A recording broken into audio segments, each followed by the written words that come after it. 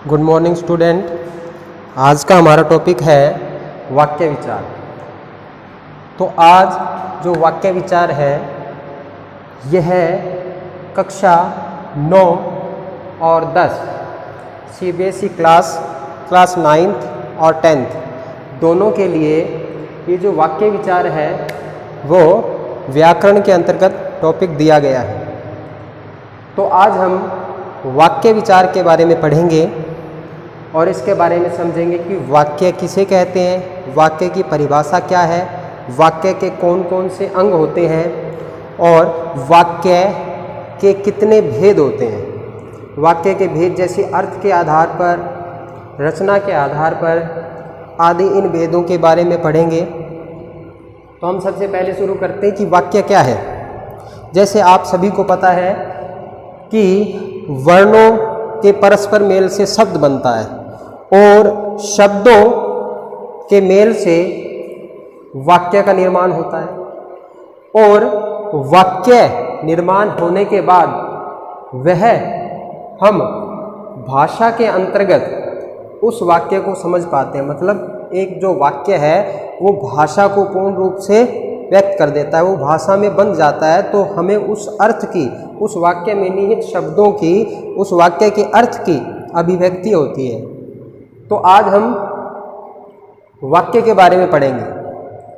वाक्य जैसे कि आपको पता है कि शब्दों का जो मेल है वही वाक्य कहलाता है, पर शब्दों का ऐसा मेल जो किसी अर्थ को, किसी भाव को पूरी तरह से व्यक्त कर सके, उसे ही हम वाक्य कहते हैं। तो वाक्य के अंतर्गत आप इसे पढ़ेंगे कि वाक्य क्या है। सार्थक शब्दों के व्यवस्थित समूह को वाक्य कहते हैं। सार्थक शब्दों के व्यवस्थित समूह को वाक्य कहते हैं। अब सार्थक शब्द का अर्थ क्या है यहाँ? जैसे शब्द के प्रकार होते हैं सार्थक और निरर्थक। तो इसमें हम सार्थक शब्दों का अर्थ है ऐसे शब्द जो अपना कोई ना कोई निश्चित अर्थ रखते हैं। ऐसे शब्दों का व्यवस्थित समूह, व्यवस्थित मतलब क्रमबद्ध समूह जो है वह वाक्य कहलाता है। क्रमबद्ध का अर्थ यहाँ ये है कि हम जैसे ही वाक्य, किसी वाक्य को लिखते हैं तो हम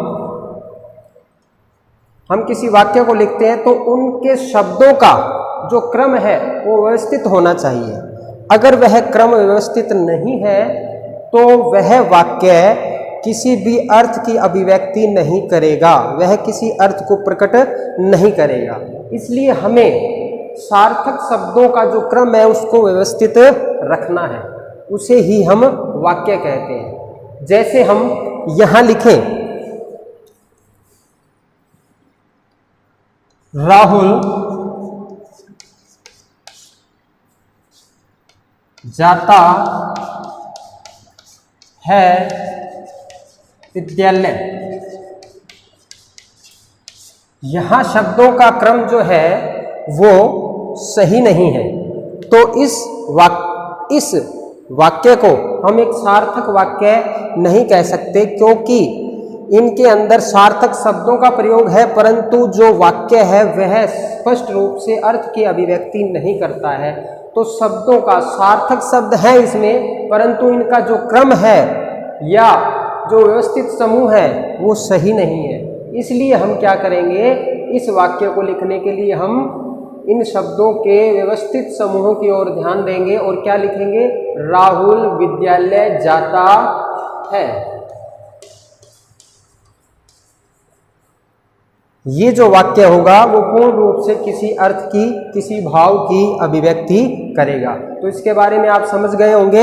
ऐसे शब्द जो अपना निश्चित अर्थ रखते हैं, ऐसे शब्द जो अपना निश्चित अर्थ रखते हैं और उनका व्यवस्थित समूह ही क्या कहलाता है, वाक्य कहलाता है। जैसा कि नीचे दिया गया है, वाक्य भाषा की मुख्य इकाई है। वाक्य क्या है? भाषा की मुख्य इकाई है तथा विचारों को प्रकट करने का एक माध्यम है। जो भाषा है वो क्या है? विचारों को प्रकट करने का एक, वाक्य जो है भाषा की मुख्य इकाई है और विचारों को प्रकट करने का एक माध्यम है। भाषा से हम अपने विचारों या मन के भावों को प्रकट करते हैं। अब वो मन के भाव या विचार हम किसके माध्यम से प्रकट करेंगे? वाक्य के माध्यम से प्रकट करेंगे। इसलिए लिखा है कि वाक्य भाषा की मुख्य इकाई तथा विचारों को प्रकट करने का एक माध्यम है। वाक्य किसी विचार या भाव को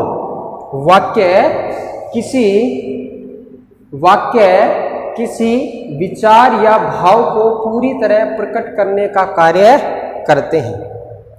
वाक्य क्या करते हैं? किसी भाव या विचार को पूरी तरह से, पूर्ण रूप से प्रकट करते हैं, स्पष्ट करते हैं। इसलिए हम इसको कह सकते हैं कि सार्थक शब्दों का व्यवस्थित समूह जो किसी भाव या विचार को स्पष्ट और पूरी तरह व्यक्त करे, उसे वाक्य कह सकते हैं।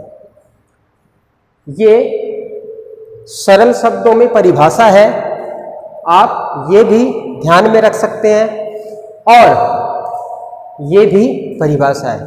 तो आप इन दोनों परिभाषाओं में कोई भी अच्छी तरह से ध्यान में रखें और उसको पढ़ें, तो आप इस परिभाषा के माध्यम से सार्थक शब्दों के व्यवस्थित समूह को वाक्य कहते हैं। और ये भी कह सकते हैं कि सार्थक शब्दों का व्यवस्थित समूह जो किसी भाव या विचार को पूरी तरह से प्रकट करता है, उसे वाक्य कहते हैं।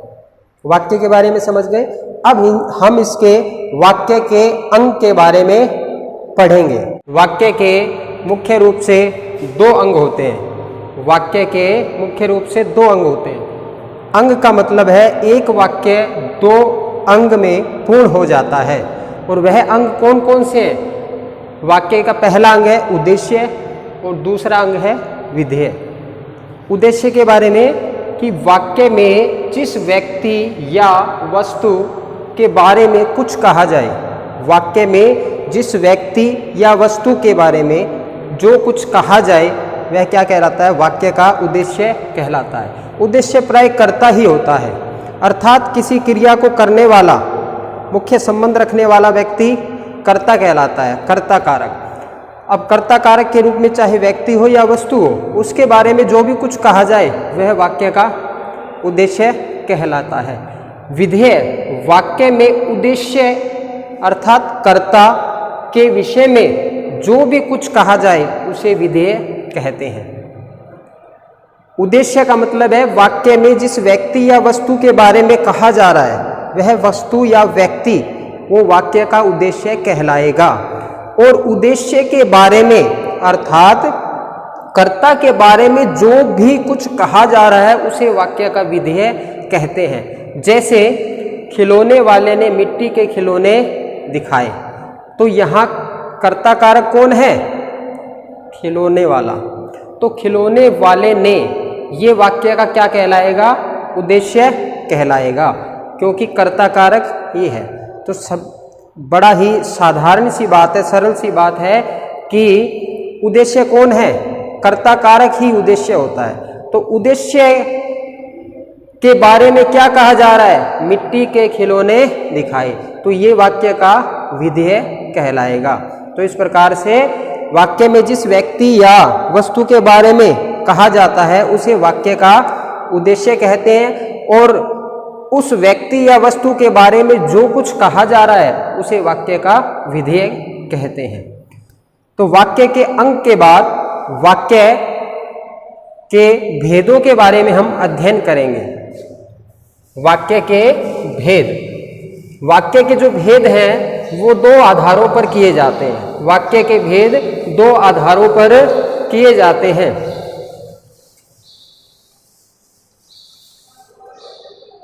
वाक्य के भेद दो आधारों पर किए जाते हैं। कौन कौन से आधार हैं वाक्य के भेद? पहला आधार है अर्थ के आधार पर, अर्थ के आधार पर वाक्य के भेद। और दूसरा आधार है रचना के आधार पर, रचना के आधार पर।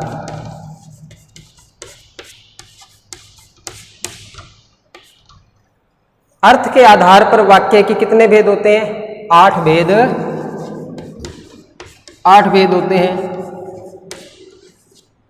और रचना के आधार पर कितने भेद होते हैं? रचना के आधार पर 3 भेद, रचना के आधार पर 3 भेद होते हैं। तो हम सबसे पहले अर्थ के आधार पर वाक्य के कौन से भेद हैं? अर्थ के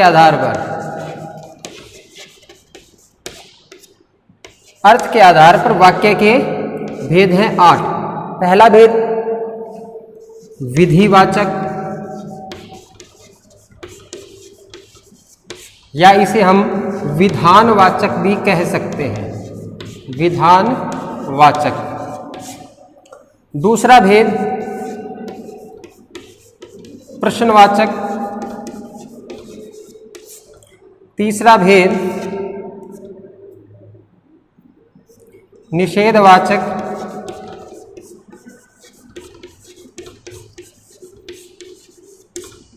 नंबर 4 संदेहवाचक।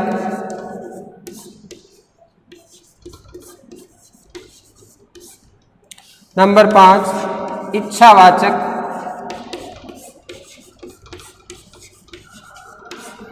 नंबर 6 संकेतवाचक।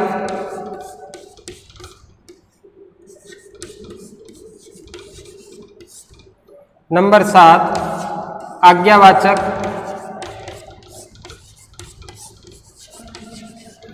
और 8 विस्मयवाचक।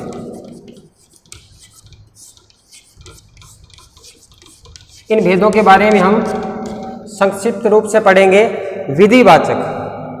विधिवाचक रचना के आधार पर जो सरल या साधारण वाक्य होता है, उसी प्रकार विधिवाचक है, जिसमें एक साधारण सी बात कही जाए, जैसे सूर्य उदय हुआ। तो इस प्रकार का वाक्य जो विधि के अनुसार सीधा और सरल हो, उसे विधिवाचक या विधानवाचक कहते हैं। प्रश्नवाचक ऐसे वाक्य जिसमें कब, कहाँ, क्यों, कहाँ, कैसे, कितना आदि का प्रश्न किया जाए और अंत में प्रश्नवाचक चिन्ह का प्रयोग हो, वहाँ प्रश्नवाचक वाक्य होता है। जब कोई बात पूछी जाए, बताई जाए, पूछी जाए, तो वहाँ प्रश्नवाचक वाक्य हो जाते हैं। प्रश्नवाचक वाक्यों में कब, कहाँ, क्या, कैसे, कितना आदि का वर्णन दिया होगा। निषेधवाचक जिसे आप नकारात्मक वाक्य कहते हैं, इस वाक्य में किसी क्रिया के, किसी काम के होने न होने का वर्णन हो, किसी काम के न होने का वर्णन हो, नहीं का प्रयोग हो, मत का प्रयोग हो। जैसे मैं यह कार्य नहीं करूँगा, मैं चल नहीं सकता हूँ।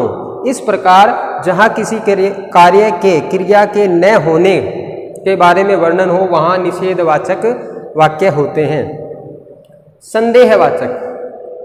संदेहवाचक वाक्य वे होते हैं जहाँ शायद, संभावना, किसी कार्य के होने की संभावना हो, शायद का प्रयोग हो। शायद आज वर्षा आ सकती है, अब उसमें संभावना है कि वर्षा आ सकती है। इसी प्रकार इच्छावाचक ऐसे वाक्य जिसमें इच्छा, मनोकामना, शुभ कामना, आशीर्वाद आदि का वर्णन हो, जैसे आपकी यात्रा मंगलमय हो, आपकी परीक्षा में आपके अच्छे अंक आए, किसी के लिए शुभ कामना प्रेषित करना, भेजना, बोलना, कहना, सब इच्छावाचक वाक्य के अंतर्गत आते हैं। जहां हम अपनी इच्छाओं को प्रकट करते हैं, वो इच्छावाचक वाक्य कहलाते हैं। संकेतवाचक वाक्य में किसी चीज का संकेत दिया जाता है, किसी क्रिया, किन्हीं दो क्रियाओं का, एक क्रिया का होना दूसरी क्रिया पर निर्भर हो। जैसे यदि आप ध्यान से पढ़ोगे तो समझ आएगा, यदि आप ध्यान से पढ़ोगे तो समझ आएगा। तो समझ आने का संबंध किससे है, किस संकेत से है? ध्यान से पढ़ोगे तब। यदि वर्षा होती तो फसल अच्छी होती, तो फसल का अच्छा होने का संबंध किससे है? वर्षा होने से है। इस प्रकार के वाक्य जहां किसी चीज का संकेत दिया जाए, किसी दूसरी क्रिया के माध्यम से उसके पूरी होने का संकेत दिया जाए, वहाँ संकेतवाचक वाक्य होता है। आज्ञावाचक, ऐसे वाक्य जिसमें आज्ञा, अनुमति, आदेश आदि का वर्ण हो। तो आदेश, अनुमति, आज्ञा का वर्णन हो, वहाँ आज्ञावाचक वाक्य होते हैं। आज्ञावाचक जैसे आप बाहर चले जाओ, कक्षा में विद्यार्थी शोर ना करें, नहीं तो तुम्हें बाहर भेज दिया जाएगा।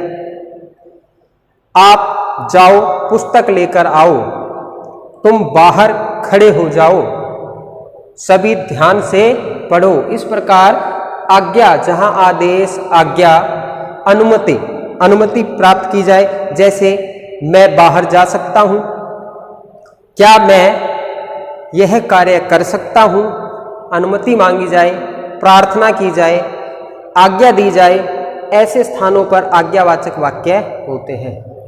और अंत में 8वां भेद है विस्मयवाचक, जहां किसी बात के बारे में आश्चर्य प्रकट किया जाए, जहां वाक्य में कहीं दुख प्रकट किया जाए, जहां वाक्य में हर्ष का वर्णन हो, तो वहां विस्मयवाचक होते हैं। विस्मयवाचक वाक्यों में विस्मयबोधक चिन्ह लगा होता है। जहां विस्मय प्रकट किया जाए, वहां उस शब्द के साथ विस्मयवाचक वाक्यों में विस्मयबोधक चिन्ह लगा होता है। जैसे वह, ये विस्मय सूचक शब्द है और इसके आगे विस्मयबोधक चिन्ह लगा होगा। वह कितना सुंदर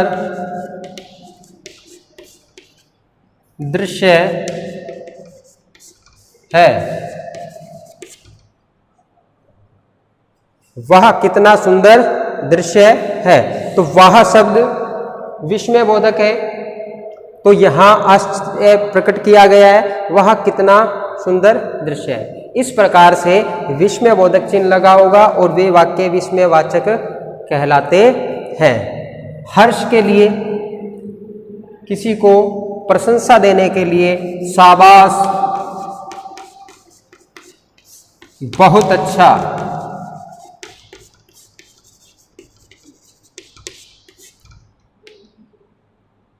कार्य किया।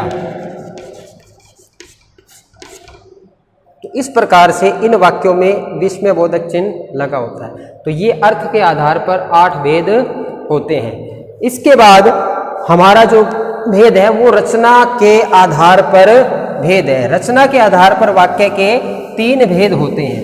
रचना के आधार पर वाक्य के 3 भेद होते हैं। पहला भेद है सरल वाक्य, और दूसरा भेद है संयुक्त वाक्य, और तीसरा भेद है मिश्रित या मिश्र वाक्य। सबसे पहले हम पढ़ेंगे सरल वाक्य। सरल वाक्य ये किसके आधार पर है? रचना के आधार पर। रचना के आधार पर 3 भेद।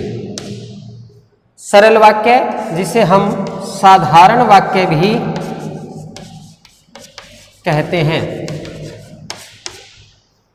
साधारण या सरल वाक्य। सरल वाक्य में क्या होता है? जिन वाक्यों में क्या हो, एक ही उद्देश्य और एक ही विधेय होता है। जिन वाक्यों में एक ही उद्देश्य और एक ही विधेय होता है, वे वाक्य सरल वाक्य कहलाते हैं। उद्देश्य के बारे में हमें पढ़ा। उद्देश्य का अर्थ होता है कर्ता कारक। जिन वाक्यों में एक ही कर्ता कारक और उससे संबंधित एक ही क्रिया होती है, और वे सरल वाक्य कहलाते हैं, साधारण वाक्य कहलाते हैं। तो जैसे पिताजी, जैसे पिताजी जयपुर जा रहे हैं। सरल वाक्य की पहचान, उसका अर्थ बड़ा ही सरल रूप से सीधा स्पष्ट होता है और उसके अंदर एक ही उद्देश्य और एक ही विधेय, ये विधेय और ये उद्देश्य। तो इस प्रकार के वाक्य, पिताजी जयपुर जा रहे हैं, विद्यार्थी पढ़ रहे हैं, तुम अपना कार्य करो, हम यह कार्य नहीं कर सकते, सीधा सा सरल सा वाक्य साधारण वाक्य कहलाता है, जिसमें एक उद्देश्य और एक ही विधेय हो। दूसरा भेद है संयुक्त वाक्य। दूसरा भेद है संयुक्त वाक्य। संयुक्त वाक्य में जहां दो सरल या कह सकते हैं स्वतंत्र वाक्य, जहां दो सरल या स्वतंत्र वाक्य किसी समुच्चय बोधक अव्यय, समुच्चय बोधक अव्यय, जिन्हें हम संयोजक भी कह सकते हैं, जो जोड़ने वाले होते हैं, जिन्हें हम संयोजक भी कह सकते हैं, से जुड़े हों,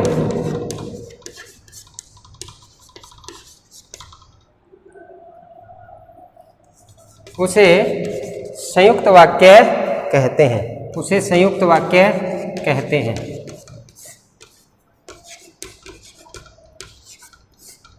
उसे संयुक्त वाक्य कहते हैं। तो संयुक्त वाक्य किससे जुड़े होंगे? और, तथा, किंतु, परंतु, या, अथवा, लेकिन, वर्णा, वर्ण आदि से जुड़े होंगे, जिन्हें हम समुच्चय बोधक अव्यय कहते हैं।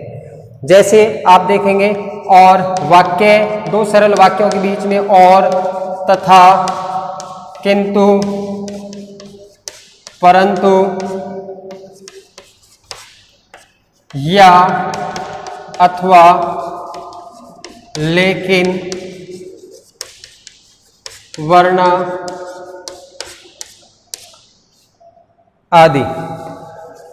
आदि इन शब्दों का प्रयोग जहां दो सरल वाक्यों के बीच में हो वहां संयुक्त वाक्य होता है। जैसे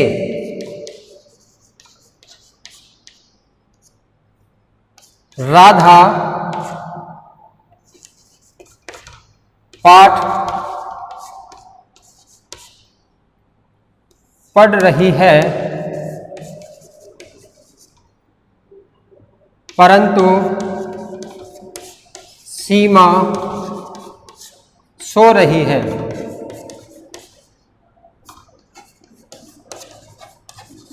तो यहां परंतु शब्द का प्रयोग हुआ है। यहां दो सरल वाक्य हैं, राधा पाठ पढ़ रही है और सीमा सो रही है। इनको समुच्चय बोधक अव्यय परंतु से जोड़ा गया है।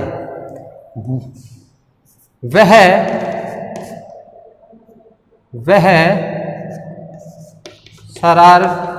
शरारती है लेकिन ईमानदार है। तो यहां ईमानदार है, शरारती है, ये दो, वह शरारती है लेकिन ईमानदार है, लेकिन से इन दो वाक्यों को आपस में जोड़ा गया है। इस प्रकार से जहां वाक्य के बीच में और, तथा, किंतु, परंतु, या, अथवा, लेकिन, वर्णा, वर्ण आदि शब्दों का प्रयोग होता है, वहां संयुक्त वाक्य होते हैं। वाक्य का जो तीसरा भेद है वह कौन सा है? मिश्रित वाक्य। वाक्य का तीसरा भेद है मिश्रित वाक्य। अब हम मिश्रित वाक्य के बारे में पढ़ेंगे। मिश्रित वाक्य रचना के आधार पर तीसरा भेद है मिश्रित वाक्य। इसका दूसरा नाम हम इसे मिश्र वाक्य भी कह सकते हैं। मिश्र वाक्य जिस वाक्य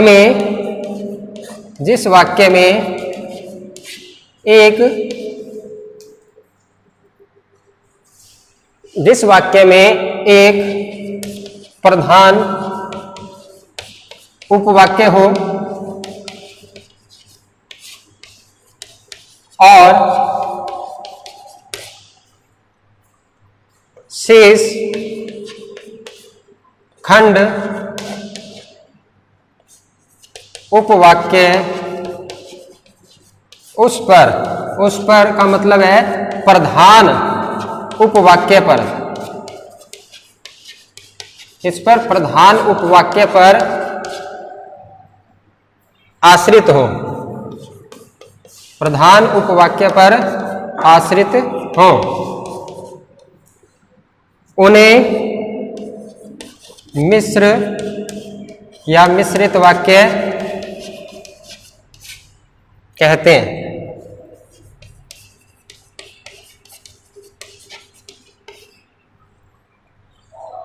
तो इसमें आप देखेंगे जिस वाक्य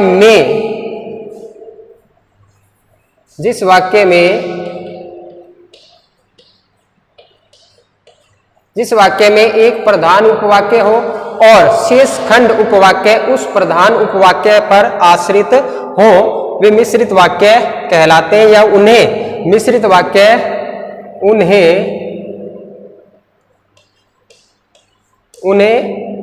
वाक्य कहते हैं।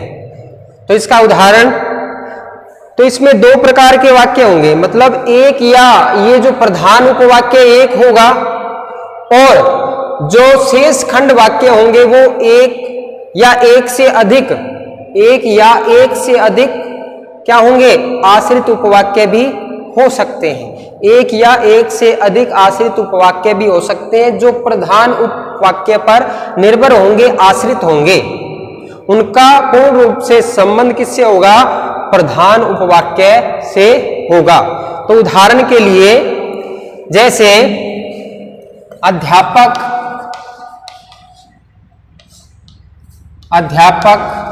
ने कहा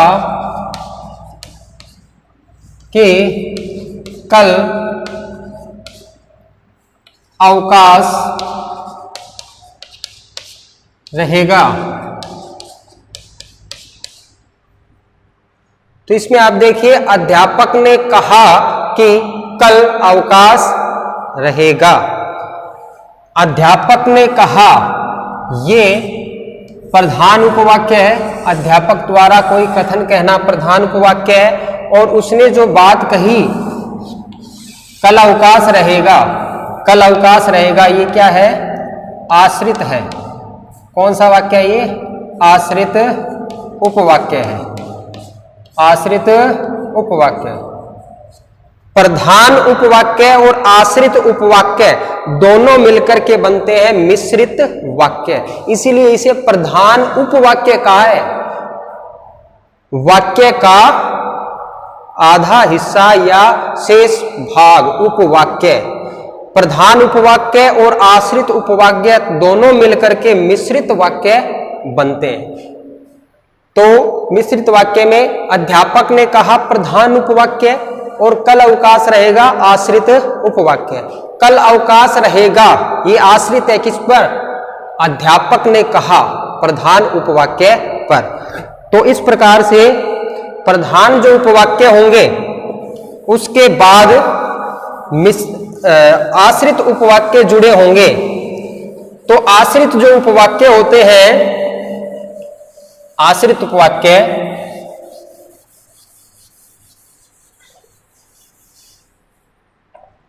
वो किससे जुड़े होते हैं, आश्रित उपवाक्य का प्रारंभ, ये ध्यान रखना, ये मुख्य है। आश्रित उपवाक्य का प्रारंभ कि जो जिसके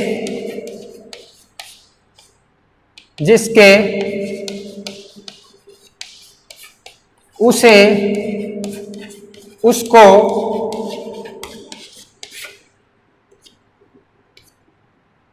जो त्यों जब तब आदि से होता है। इसमें कुछ वाक्य के आश्रित उपवाक्य का प्रारंभ किससे होता है, कि जो जिसे जिसके उसे उसको जो त्यों जब तब आदि से होता है। जबकि भी इसमें आपको मिलेगा जबकि,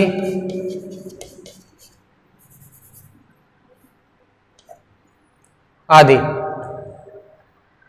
तो इसमें एक उदाहरण करेंगे।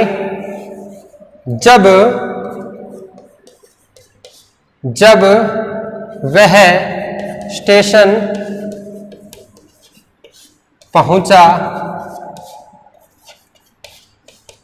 तब गाड़ी निकल गई थी। जब वह स्टेशन पर पहुंचा तब गाड़ी निकल गई थी। तो वह स्टेशन पर पहुंचा क्या है? प्रधान उपवाक्य। और गाड़ी निकल गई थी, ये क्या है? आश्रित उपवाक्य। इस प्रकार से ये आपस में जुड़े होते हैं। और आश्रित उपवाक्य के मुख्य रूप से आश्रित जो उपवाक्य हैं वो 3 प्रकार के होते हैं। आश्रित उपवाक्य 3 प्रकार के होते हैं। आश्रित उपवाक्य के 3 भेद होते हैं, जिसके बारे में हम सिर्फ नाम के बारे में ही पढ़ेंगे, क्योंकि कक्षा 9 और 10 में आश्रित उपवाक्य के भेदों के बारे में इतना वर्णन नहीं है। सिर्फ इसमें सरल वाक्य, संयुक्त वाक्य और मिश्रित वाक्य की परिभाषा और उनके उदाहरण ही दिए जाते हैं। तो वैसे आपको आश्रित वाक्य के भेदों के बारे में बता दें। आश्रित उपवाक्य के 3 भेद होते हैं। 3 भेद इसके आश्रित उपवाक्य के 3 भेद। संज्ञा उपवाक्य, संज्ञा उपवाक्य जिसे संज्ञा आश्रित उपवाक्य भी कह सकते हैं। नंबर 2 विशेषण उपवाक्य। नंबर 2 विशेषण उपवाक्य या विशेषण आश्रित उपवाक्य। तीसरा क्रिया विशेषण, क्रिया विशेषण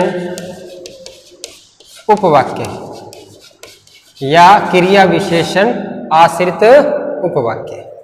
तो आज हमने वाक्य की परिभाषा, वाक्य के अंग, वाक्य के भेदों के बारे में अर्थ के आधार पर और रचना के आधार पर पढ़ा। तो कक्षा 9 के अंतर्गत वाक्य की परिभाषा, वाक्य के अंग और वाक्य के अर्थ के आधार पर भेदों का ही वर्णन दिया गया है, जो सिलेबस में है। तो छात्र कक्षा 9 के जो छात्र हैं वो वाक्य की परिभाषा, वाक्य के अंग और वाक्य के अर्थ के आधार पर कक्षा 10 क्लास 10th के अंदर वाक्य की परिभाषा, वाक्य के अंग और वाक्य की रचना के आधार पर भेदों का वर्णन दिया गया है। तो कक्षा 10 के जो विद्यार्थी हैं वो वाक्य की परिभाषा, वाक्य के अंग और वाक्य की रचना के आधार पर भेदों का वर्णन ही पढ़ेंगे और उसी की तैयारी आप करेंगे।